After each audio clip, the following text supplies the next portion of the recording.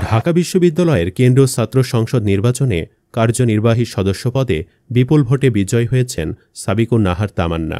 তিনি ছাত্রশিবির সমর্থিত ঐক্যবদ্ধ শিক্ষার্থী জোট প্যানেল থেকে প্রতিদ্বন্দ্বিতা করেন। নির্বাচনে তার প্রাপ্ত ভোটের সংখ্যা 10,084টি। তার জয়ে অনেকের উল্লাসিত দেখেছেন।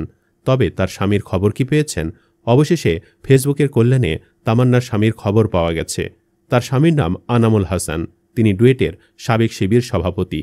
আনামুল হাসান সাবিকুন নাহার তামান্নাকে ট্যাগ করে একটি পোস্ট করেছেন, যা ভাইরাল হয়েছে।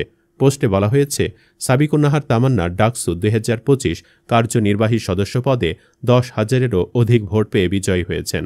পোস্টে তার এই বিজয়কে হিজাব ফোবিয়ার বিরুদ্ধে সাধারণ শিক্ষার্থীদের নীরব সমর্থন হিসাবে উল্লেখ করা হয়েছে। আনামুল হাসান তার পোস্টে লিখেছেন, ইসলাম ও ইসলামী পোশাকের ওপর আঘাত এদেশের শিক্ষিত শ্রেণী ভালোভাবে গ্রহণ করে নাই।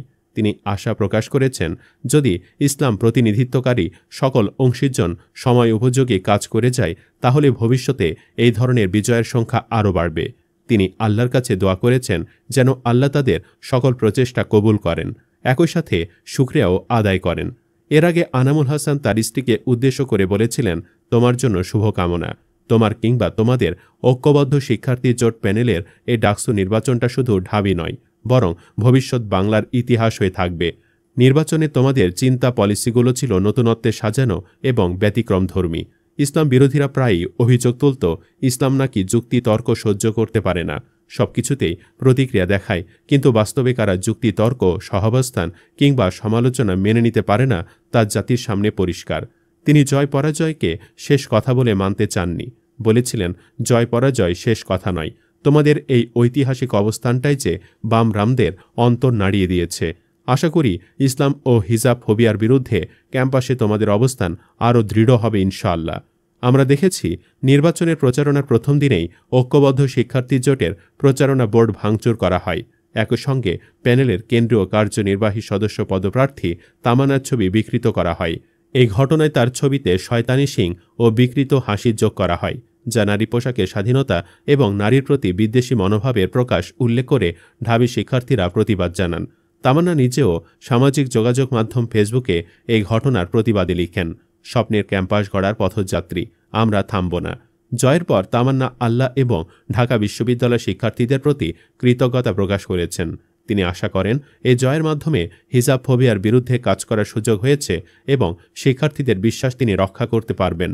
তিনি বলেছেন, আলহামদুলিল্লাহ, মহান আল্লাহ রাব্বুল আলামিনের কাছে অনেক অনেক শুকরিয়া আদায় করছি। আল্লাহ রাব্বুল আলামিন আমাকে সম্মানিত করেছেন এবং ঢাকা বিশ্ববিদ্যালয় শিক্ষার্থীদের প্রতি অনেক বেশি কৃতজ্ঞতা জ্ঞাপন করছি, যাদের সচেতন ভূমিকায় এই যে হিজাব ফোবিয়া আছে, হিজাব ফোবিয়ার বিরুদ্ধে আমরা কাজ করার একটা সুযোগ পেয়েছি।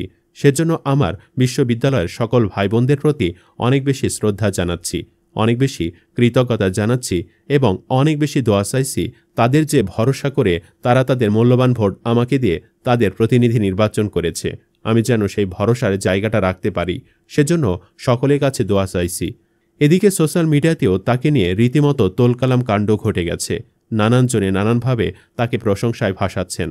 কেউ বলছেন, হিজাব পরার কারণে যাকে একদিন বামের কটূক্তি করেছিল, ছবিও বিকৃত করেছিল, সে তামান্না আপুই আজ 10,000-এর বেশি ভোটে বিজয়ী হয়েছেন। শাহবাগপাড়ায় হিজাবের দাপুটে জয়। কেউ বলছেন, বাংলাদেশ তাকিয়ে দেখো, সুশীল সমাজ চোখ খুলে দেখো।